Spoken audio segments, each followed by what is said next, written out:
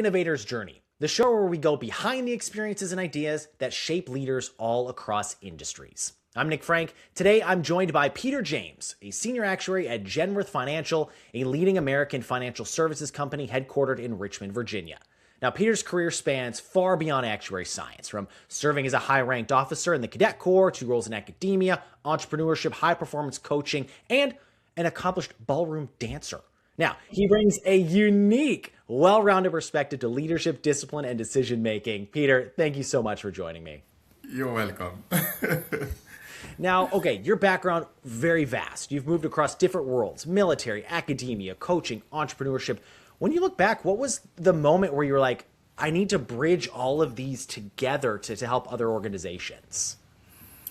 Well, the truth is that I learned so much about leadership. And leadership, when leaders communicate the vision and mission and core values within an organization on a consistent basis, it helps to strengthen those organizations. And it reminds me of John C. Maxwell, who wrote a book. He's an author who wrote a lot of books on leadership. And he said that a leader is someone who knows the way, shows the way, and goes the way. And it never leaves me. Yeah, I love that. That's such a great mindset. And you know, Yes. every company, every leader, they all want to talk about culture, right? And it's something that you can buy it at your local hardware store. You can just buy culture. But how teams shift in their mindset and their performance is different than that. So like, what is a myth about organizational culture that drives you crazy, and how do you counter it? So the myth is that it doesn't affect the bottom line. It does affect financial performance. And when it comes to an organization that has a strong culture, they become a magnet for talent. And the magnet for talent means that they attract talent and they retain talent. And when you have somebody within the organization who is motivated and you have a great culture, there's nothing left but the company to make profit. Because that collaboration and that motivation and that employee morale is going to be very, very important. Yeah, and you work with all sorts. So you work with individuals, you work with teams, you work with entrepreneurs, executives, corporate, everything, right? And Yes. so you've engaged with a lot of people and you've seen a lot of habits. So what is a reflection habit you would say that you could recommend to someone? I mean, people always say, oh, I'm too busy, I don't have time for this.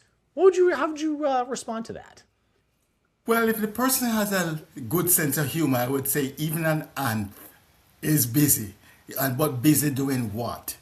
But on a serious note, though, I would encourage the person to see whether or not their individual goals align with the company's goals. And that's kind of very, very important when people say that they are busy. And it reminds me of this. I will always quote books, The Power of Focus, because there's a book called The Power of Focus, and it reminds you about the different levels of evolution. You can go to a child stage, you can go to an adult stage, or you can go to a self-realization stage. So I would recommend such a person to read that book on personal growth, because sometimes there's a misalignment in terms of what those persons' priorities are, whether or not their priorities is really the company's priorities.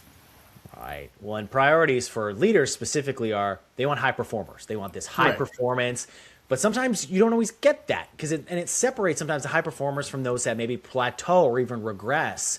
So what is the secret lever to get people to be those high performers? So first thing is that you have to have clear goals. That's one.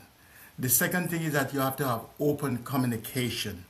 And then you have to have opportunities for growth. That's a very, very important part and parcel. And this one is very important, recognition. So you have to recognize teams when they actually achieve what you want them to achieve. And there's a little saying that says, whatever get recognized, get repeated. And that is very powerful. And then the final one is accountability. You have to have teams become accountable. And once you have that, that's the difference maker. Yeah, agreed. And as you look back, right, you clearly haven't done enough yet in your career. So if you could look back at younger Peter, right, when he was just starting out, early entrepreneur, what would you say to him knowing what you know now? You know, one of the things that I tend to do is that as the younger Peter, there's so much things that I wanted to learn and need to experience. But there is a book that I read, and in that reflection, it's called The Four Agreements. The Four Agreements transformed my life, and I wish if I knew that when I was a teenager. The Four Agreements is such that one is that it said, be impeccable with your words. It's not the words that you speak to necessarily to others, but also to yourself. So many people, when they speak to me, they say that I'm an incurable optimist because I'm very mindful of what I say to someone. Because what you say to them right away, they could basically take that with them for years, and they would have to come to me as a high performance coach for me to unburden them of such a lie that you might have told them. And then the second agreement, I just will cover just two of the agreements, is that don't take things personal. That's something that I used to take quite personal when I was much younger. And I realized that what the person says to you is not about you, it's about what their perspective is. So sometimes you have to be quite mindful of those things.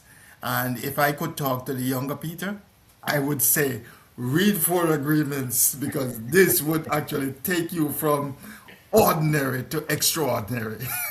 Yeah.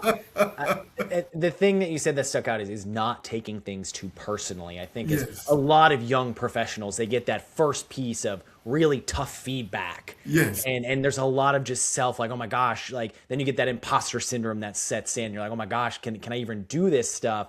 But you're right. It very rarely has to do with anything like that. It's your leader wants to make you a better individual, a better worker, a better whatever.